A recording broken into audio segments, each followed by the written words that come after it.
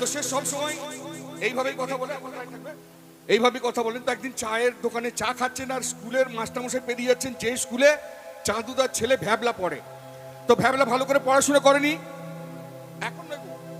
তো যখন মাস্টারমশাই দেখলেন যে চাঁদুদা রয়েছেন, তখন চাঁদুদাকে মাস্টারমশাই বলছেন, চাঁদুবাবু আপনার ছেলে ভ্যাবলা একদম পড়াশোনা করছেন, একটু শাসন করবেন।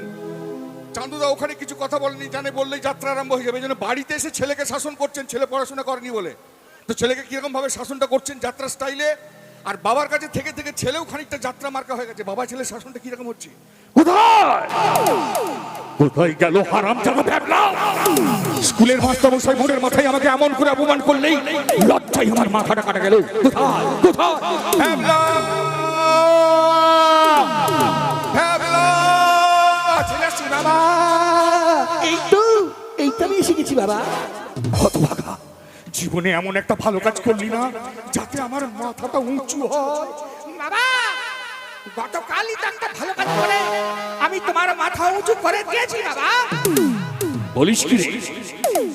গতকাল তুই কি এমন ভালো কাজ করলি আমার মাথাটা উঁচু করলি, অথচ আমি জানতেই পারলাম না? বাবা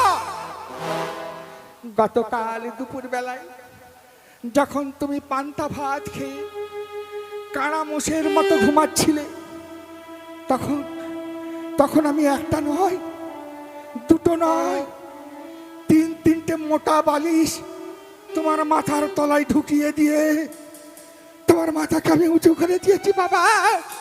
তোমার মাথা আমি উঁচু করে দিয়েছি। এই চাঁদুদার একটা বাস রয়েছে, বাসে মাঝে মধ্যে কন্ডাক্টারি করেন। বাস বকখালি থেকে যায় কলকাতার দিকে, একজন দাদু চেপেছেন, দাদুকে উনি জিজ্ঞেস করছেন কোথায় নামবেন। ওনার তো জিজ্ঞেস করার স্টাইলটা যাত্রা রাঙ্গি কিভাবে বলছেন, কোথায় নামবেন? কাকদ্বীপ না,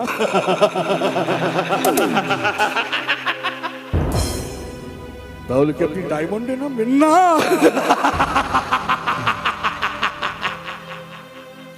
তাহলে নিশ্চয়ই আপনি আমতলাতে নেমে আম চুষতে চুষতে বাড়িতে চলে যাবেন। হ্যাঁ,